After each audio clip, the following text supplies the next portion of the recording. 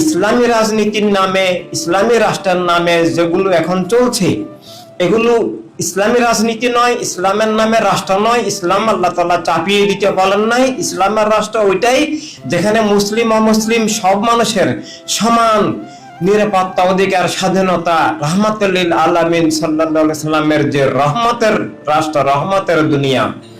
যেখানে সব মানুষ তার বিশ্বাস আদর্শ নিয়ে স্বাধীনভাবে আতঙ্ক মুক্তভাবে চলতে পারে, যেখানে সত্যের, জ্ঞানের, সম্পদের মুক্ত প্রবাহ আছে, যেখানে রাষ্ট্রের হক, রুটি রুজি, জীবিকা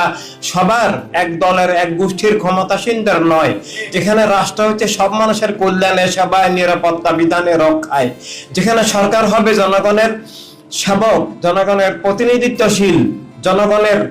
ম্যানেজার, জনগণের সেবক হিসেবে যেখানে সরকার থাকবে জননির্বাচিত, এভাবে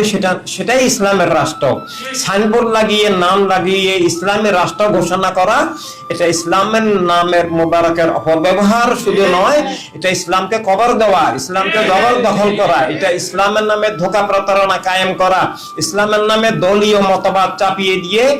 ইসলামকে কুক্ষিগত করা, ইসলামকে জবরদখল করা, ইসলামের নামে নিজেদের কুফর, খুন, জুলুম, দস্যুতাকে চালিয়ে দেওয়া।